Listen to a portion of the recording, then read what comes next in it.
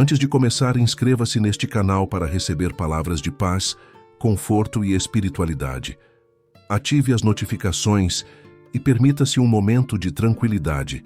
Agora, feche os olhos, respire fundo e permita que essas palavras toquem sua alma. A destruição de Jerusalém e o exílio na Babilônia. Em 586 a.C., as muralhas de Jerusalém, a cidade santa do povo de Judá, desmoronaram sob o peso do exército babilônico liderado pelo temido rei Nabucodonosor II. O Templo de Salomão, coração espiritual de uma nação, foi reduzido a cinzas e milhares foram arrastados para o exílio em terras estranhas. Esta é a história de um povo que viveu entre a fidelidade e a rebeldia, de profetas que clamaram por arrependimento em meio à surdez coletiva e de uma tragédia que moldou para sempre a identidade de Judá. Baseada na Bíblia Sagrada e nas descobertas arqueológicas que iluminam o passado, esta narrativa nos transporta ao século VI a.C., ao drama da destruição de Jerusalém e à resiliência dos exilados na Babilônia. No reino de Judá, a vida pulsava em torno de Jerusalém, a cidade erguida nas colinas da Judéia, onde o Templo de Salomão reinava como símbolo da aliança entre Deus e seu povo. Construído séculos antes, o templo era uma obra magnífica, com suas colunas de bronze, altares dourados e o Santo dos Santos, onde a Arca da Aliança repousava. A Bíblia, em 1 Reis 6, descreve sua grandiosidade e escavações no Monte do Nísio. Templo confirmam o uso de pedras talhadas com precisão, típicas da arquitetura da época. Jerusalém era mais que um centro religioso, era o coração político e econômico de Judá. Seus mercados fervilhavam com comerciantes que trocavam azeite de oliva, vinho, trigo e cerâmicas decoradas. Selos de argila com nomes hebraicos, encontrados em sítios como Laquish e Arad, revelam uma administração sofisticada, com escribas registrando impostos e transações. Fora da capital, a vida era mais simples. Camponeses viviam em vilarejos, de casas de adobe, cultivando vinhedos e olivais, enquanto pastores conduziam rebanhos pelas colinas pedregosas. A sociedade, porém, era marcada por desigualdades. A elite, composta por nobres, sacerdotes e oficiais reais, habitava casas de pedra com pátios internos, como as escavadas em Ramat Rahel, decoradas com entalhes e móveis de madeira. Já os pobres lutavam para sobreviver, muitas vezes endividados, como denunciado pelo profeta Amós em gerações anteriores.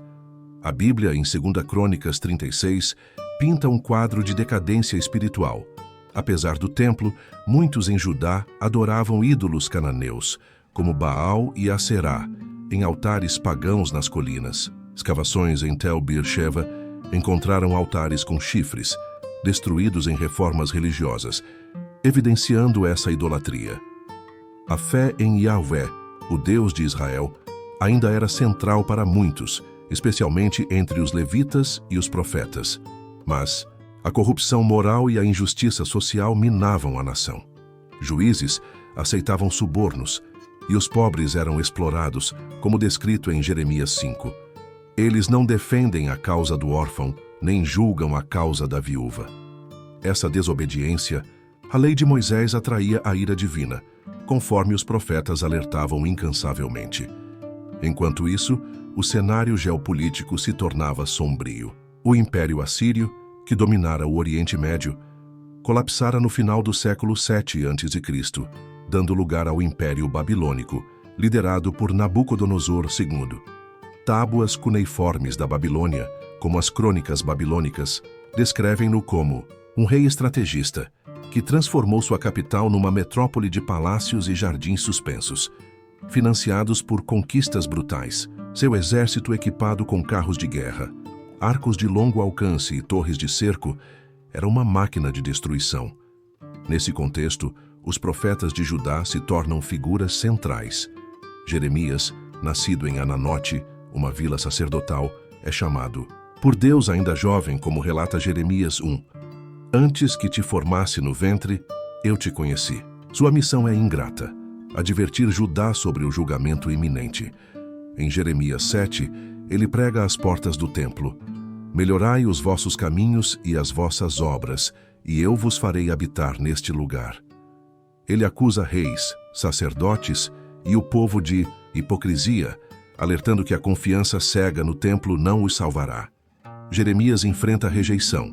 É preso, jogado numa cisterna e ameaçado de morte, mas sua coragem é inabalável.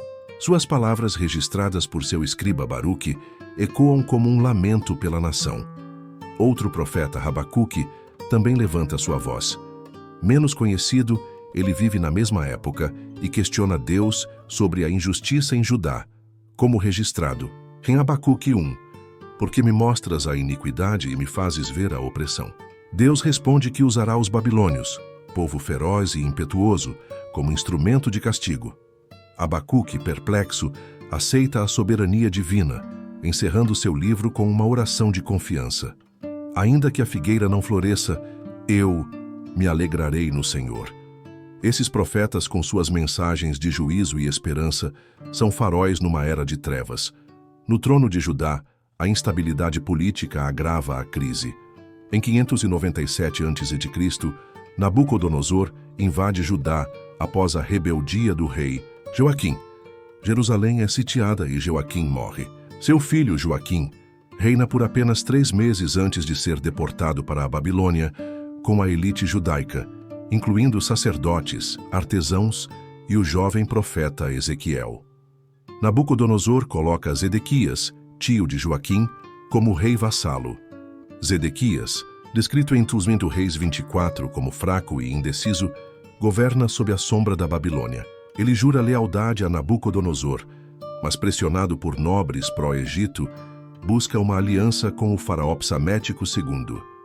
Essa decisão, narrada em 2 Crônicas 36, é fatal.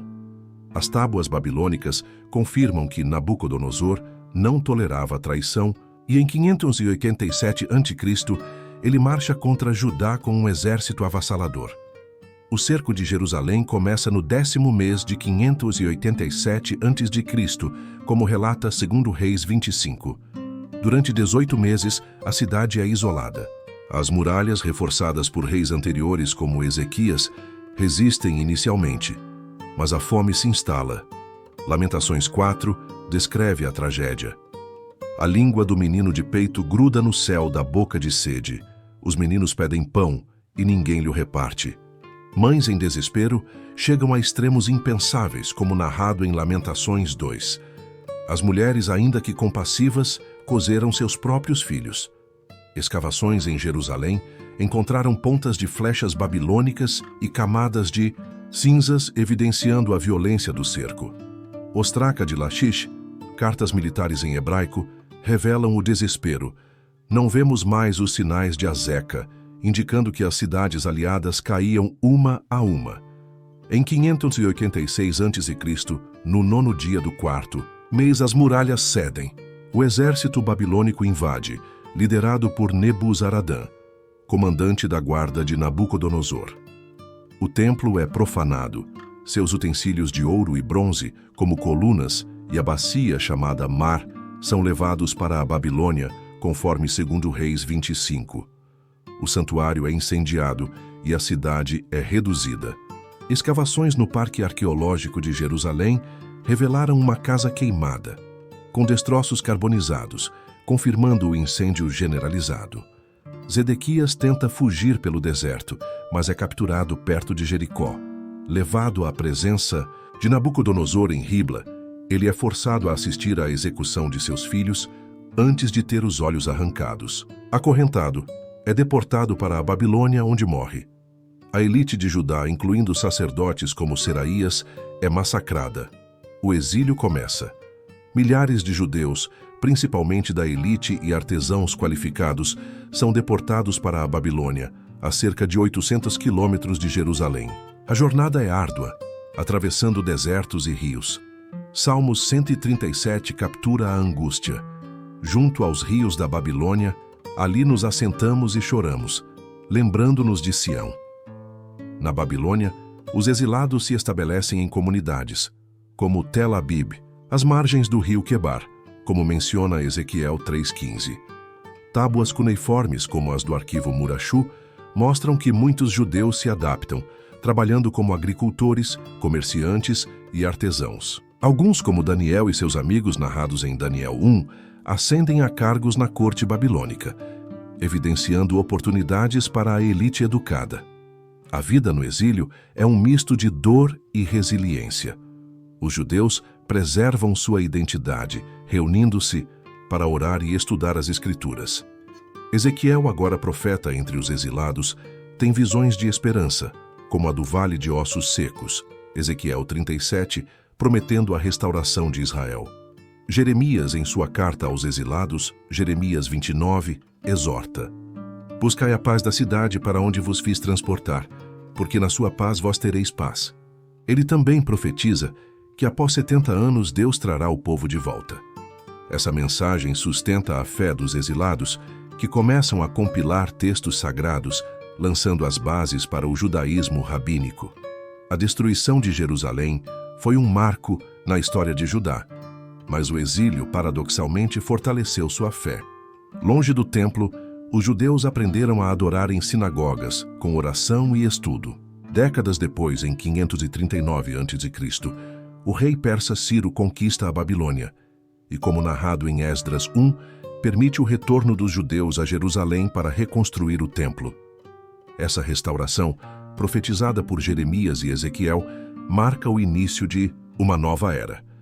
A história de Nabucodonosor, Zedequias, Jeremias, Abacuque e Ezequiel é um drama de julgamento, exílio e redenção.